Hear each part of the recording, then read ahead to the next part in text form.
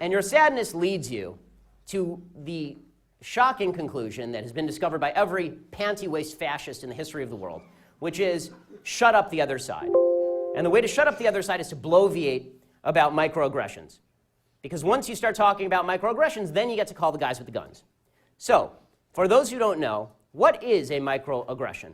What is a microaggression? Well, let's use the definition provided by a social psychologist. His name is Jonathan Haidt in The Atlantic. He says, microaggressions are, quote, small actions or word choices that seem on their face to have no malicious intent, but that are thought of as a kind of violence nonetheless.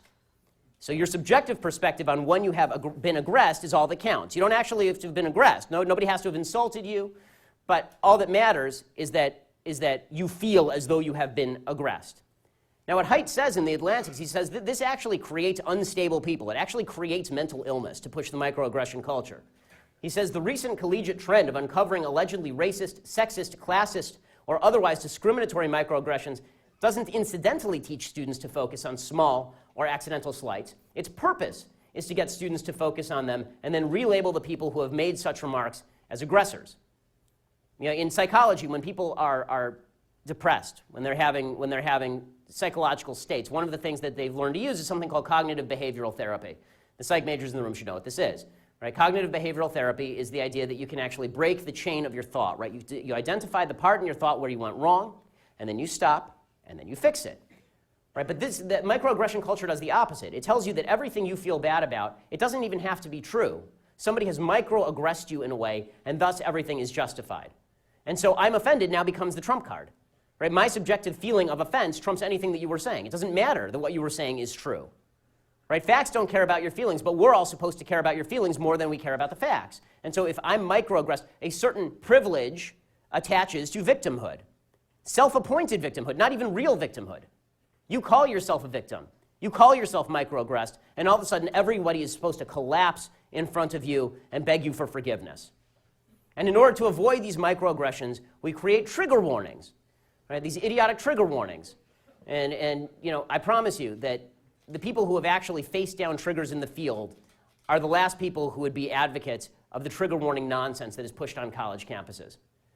Okay? You don't need a trigger warning to watch a movie just because you once heard about somebody who was raped. Okay? You don't need a trigger warning to talk about race just because you might be offended. Welcome to America, where people get to say what they want. People acquire fears, by the way, based on these trigger warnings. If you keep telling people that they ought to be afraid, if you keep saying you ought to be afraid, you ought to be afraid, here's a trigger warning, you ought to be afraid, eventually people start to internalize this, and then they start to be triggered, and then they have a feeling of microaggression. It's all a reinforcing cycle. Now, the beautiful thing about microaggressions is it doesn't just give you an unearned moral superiority over everyone based on your own sense of victimhood. The beautiful thing about microaggressions is the term itself, right? Because they're not micro-insults, right? They're not micro-offensive statements, they're microaggressions.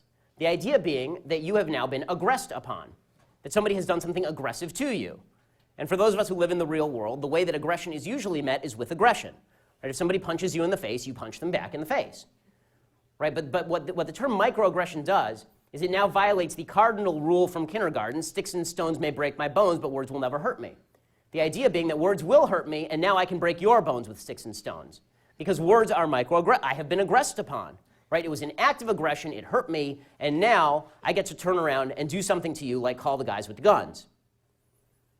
And microaggressions become an excuse for violence and racism, and yes, evil. It's amazing. In American life, we've become fond of our myth of what evil looks like.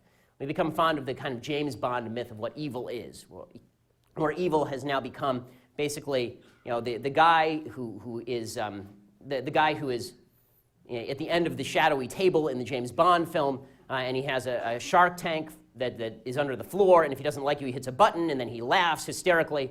But first he tells you his evil plan so you can escape and kill him later, right? This is what evil is. Evil is this myth of pure evil. It's just people who enjoy doing evil.